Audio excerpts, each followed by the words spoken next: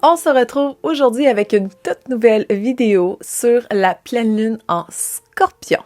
Alors, tout d'abord, qu'est-ce qu'une pleine lune en Scorpion? C'est vraiment, bon, à la base, le soleil qui s'oppose à la lune, qui fait en sorte d'illuminer la lune, ok? Le soleil, c'est sa job. Si on repart des bases, un soleil en taureau, ben naturellement, c'est là où la conscience s'éveille, ok? C'est comme... On revient au moment présent, on revient à ce qu'il y a ici, maintenant, pour justement qu'on puisse transcender le temps, ok? Mais consciemment, dans ce qui est ici. Et là, le soleil met en lumière la lune en Scorpion.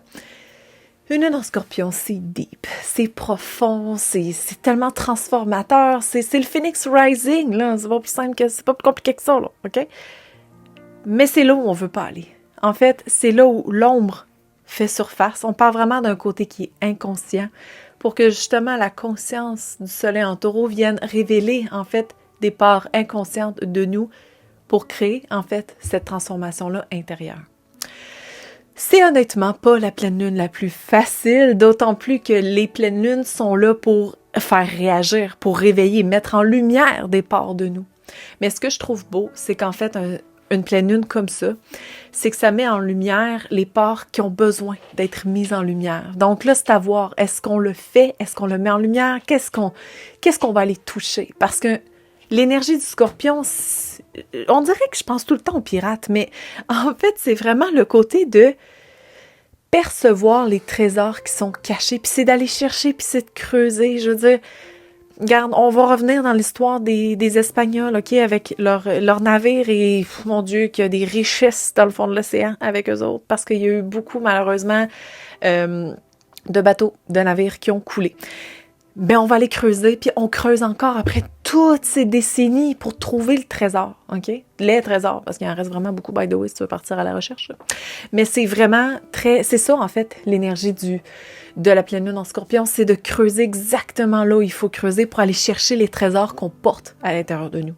Bon, naturellement, le soleil et la lune sont vraiment positionnés de façon très personnelle dans notre charte, donc tout dépendant où est-ce que tu as ton taureau et ton scorpion, c'est là où ça va révéler des sphères de ta vie de façon plus proéminente et de façon plus centrale, ok? Puis peut-être que je peux faire un petit tour de piste, justement, pour voir si jamais tu es un petit peu plus avancé. Tu peux aussi regarder dans les liens ci-bas pour générer ta carte du ciel et tu vas voir justement dans ta charte où est le symbole du taureau, où est le symbole du scorpion. Et selon les maisons que je vais te nommer, ça va te permettre justement de savoir les sphères de ta vie qui vont être le plus impactées, ok? Donc, si on a... je vais y aller vraiment plus avec la lune, le soleil s'y oppose, ok? La lune est en maison 1, donc tu es un ascendant scorpion. De l'autre côté, le soleil est en maison 7, donc naturellement, ça va toucher ta sphère identitaire et relationnelle, ok? Mais plus proéminent, ta sphère identitaire, ta façon d'avancer. Si la lune se retrouve dans ta maison 2, alors là, on parle vraiment du côté des valeurs, des finances. Et de l'autre côté, ça fait l'axe de 8, on va aller chercher vraiment le côté des peurs, ok? Là, c'est le trésor caché, parce que les énergies sont en opposé. Si la lune se retrouve dans ta maison 3, alors là, on parle vraiment d'un côté qui est plus communicateur, plus percepteur, plus, qu'est-ce qui se passe autour de toi? Qu'est-ce qui doit être connecté? Si la lune est en maison 4, alors là, on va chercher plus le côté racinaire. Il y a vraiment de l'ancrage à faire ici, puis de la conscience à établir par rapport au passé et ce qu'on met ici, maintenant, présentement. Si la lune se retrouve en maison 5, ah là, c'est la joie du bonheur. C'est vraiment le côté, comment j'active la joie dans ma vie? Comment je fais en sorte de transformer ma vie pour que je sois en joie? La maison 6, on va aller chercher plus le côté des routines, du quotidien, le service, comment on s'offre aux autres, la dévotion que l'on porte. Ça se peut qu'on doive transformer parce qu'on se donne ben trop aux autres, ok? Voilà.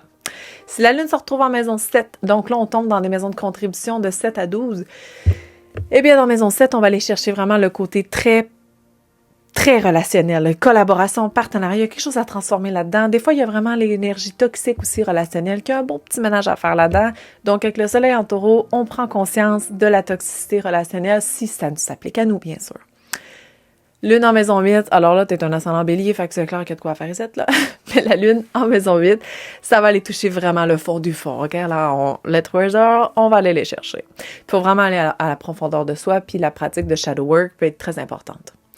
D'ailleurs, pour tout le monde, c'est une pleine lune en Scorpion, pardon, c'est vraiment un moment de transformation, mais d'aller dans nos profondeurs, dans notre shadow working, c'est extraordinaire pour aller révéler ce qu'elle veut nous révéler. Si la lune se retrouve en maison 9, alors là, c'est un nouvel horizon, nouvelle perception, puis vers des choses que tu n'aurais peut-être pas voulu aller. Lune en maison 10, on parle vraiment du rôle qu'on va incarner, une transformation à apporter là-dedans, dans comment on fait les choses, comment on structure les choses. Il y a quelque chose à changer parce que ça se peut que tu défasses un mur puis tu trouves quelque chose de très rare et très caché. Lune en maison 11, on parle vraiment de la contribution. C'est une phase de magnétisme et honnêtement, d'abondance. C'est vraiment très, comment on peut dire ça? Très contributeur, effectivement, mais c'est de faire les choses autrement. Donc, peu importe ce que tu fais dans ta vie ou quoi que ce soit, c'est vraiment d'aller chercher un côté de faire les choses autrement. Et la lune en maison 12, bonne chance. Non, en fait, c'est vraiment d'aller chercher le côté très, très, très inconscient. On parle du soleil en taureau qui va amener la conscience quotidienne et la lune en maison 12, c'est l'inconscient qu'on va aller traverser, puis vos rêves sont hyper importants. Observez-les. Et d'ailleurs, la lune, comme elle va être, je vais juste vérifier si oui, c'est ça, 22 degrés, je ne vais pas me tromper, comme elle va être à 22 degrés, cette pleine lune-ci, elle touche l'énergie du Sagittaire. Dans ce cas-ci, elle touche aussi l'énergie de Jupiter. Donc, le fait d'observer la lune, dans quelle sphère elle est dans votre vie, ben ça permet de faire en sorte de vraiment décortiquer cette sphère-là pour élargir vos horizons face à cette sphère-là de votre vie. Que ce soit relationnel, que ce soit contributeur, que ce soit dans votre communication, on s'en fout. Il y a vraiment une transformation à apporter par rapport à un nouvel horizon. Nouvelle croyance, nouvelle philosophie, nouvelles possibilités aussi. Tu sais, il y a tout ce concept-là qui devient hyper important et hyper ajusté. Ensuite, on va aller regarder les aspects que la lune a. Donc, je vais te mettre ça juste ici, mais ça reste que moi, je l'ai à côté pour vraiment, je veux pas en manquer. Et comme je disais, le soleil et la lune s'opposent, c'est parfait, on le voit, OK? Sauf que le soleil est aussi rattaché à Uranus, OK? Puis quand c'est rattaché à Uranus, 4 degrés, mais c'est là quand même. Ah, c'est le système nerveux.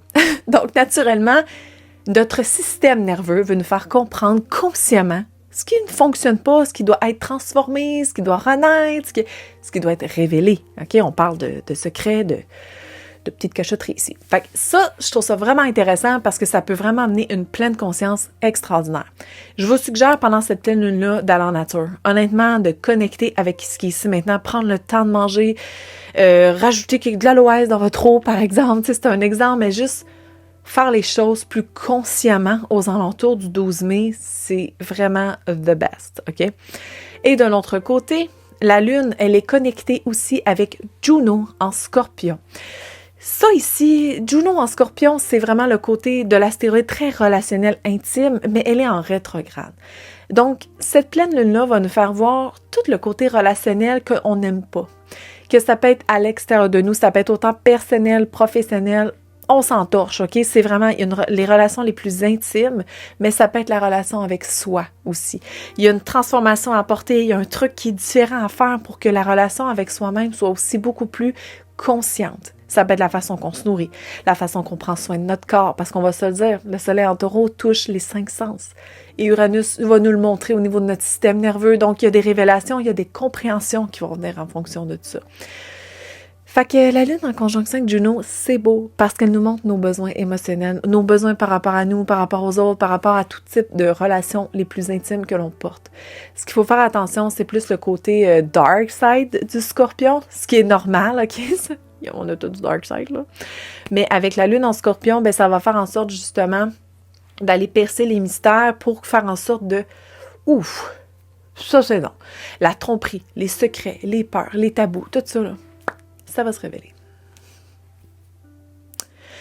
Ensuite, ça touche aussi les nœuds lunaires collectifs. Donc, on parle vraiment d'un changement de cap, de collectif. En fait, un changement de voix collective. Puis j'aime bien quand les pleines lunes ou les nouvelles lunes sont connectées avec eux parce que ça fait en sorte d'avoir une conscience sociale qui bouge un petit peu, OK?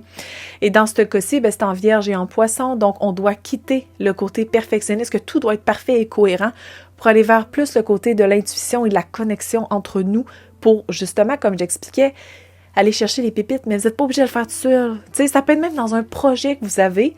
Puis là, c'est comme, fuck, mon projet marche pas, j'ai de la misère avec ça, on dirait que ça déboule pas ou quoi que ce soit. Puis là, ben ça fait en sorte d'aller chercher les bonnes personnes pour faire en sorte justement d'aller percer le mystère de tout ça. C'est ça l'important, en fait, de ce beau composé-là. Et pour terminer, c'est un choix à faire parce qu'il y a un aspect qui se fait avec Chiron en Bélier qui fait est-ce que tu vas prendre ta place ou non?